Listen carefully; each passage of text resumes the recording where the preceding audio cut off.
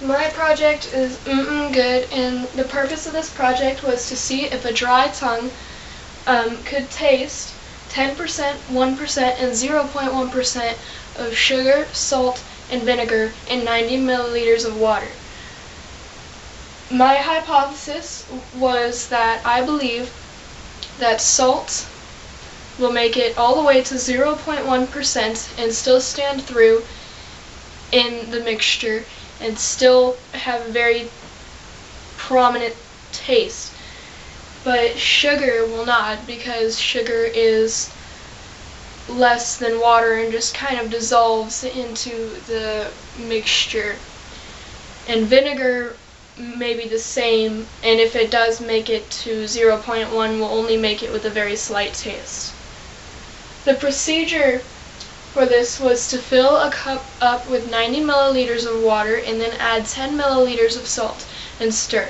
Then wash and dry off your tongue with water from the tap and a paper towel, and then take a clean cotton swab and put it in the mixture and then over your tongue and rub it around and see what you can taste and maybe where.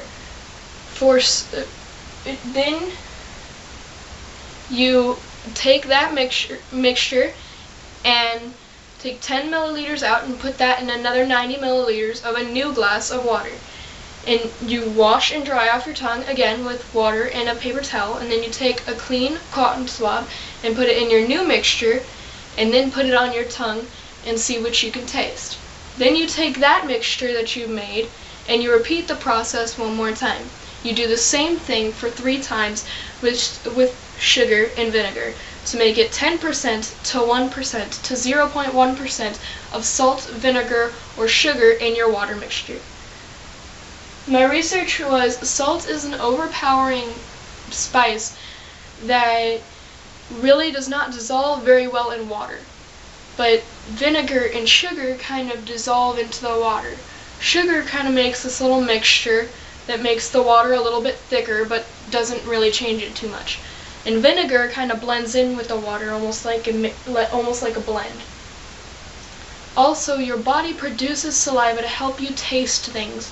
So on a dry tongue you can't taste much. But when you take a dry tongue and you put water with flavor in it, it will enhance your taste because your taste buds are only focusing on the water that you put on it. My results for this were for sugar. At 10%, A+, I could taste it completely. At 1%, I could taste it, but it was very watery. And at 0.1%, I could not taste it at all. It was no taste, it just tasted like tap water. For salt, I had a taste at 10%, but mainly on my sides, on the sides of my tongue, where I could really taste the salt and it was really prominent. At 1%, I could taste it, but it was a little bit more watery than before. At 0.1%, I could taste it, but it was very slight. For vinegar, at 10%, I could taste it, but I tasted it more on the top and tip of my tongue than I did on the sides or the back. At 1%, I could taste it, and it was a little bit faded. And at 0.1%, I could not taste it at all. I believe that salt lasted the longest because it was much more stronger than sugar and vinegar. My materials used for this project were salt, sugar, vinegar, water, spoon, measuring cup, cotton swab cups, and paper towels. My conclusion is sugar only lasted to 1% because of its less powering and more recessive taste to it, and its blend with the water. Vinegar did the same because it just mixed in with the water and didn't taste too much. But salt made it all the way because salt was an overpowering mixture that stood out in the water and didn't mix in very well. I believe that when I did this project, I found it rather difficult because first off, running back and forth, getting my tongue washed off and dried off, I had to do the experiment like 3 times because I kept forgetting to wash my tongue. and I kept drooling whenever I took the vinegar, probably because of the very bad smell and taste to it. The vinegar was very strong, but didn't really taste too much in the water.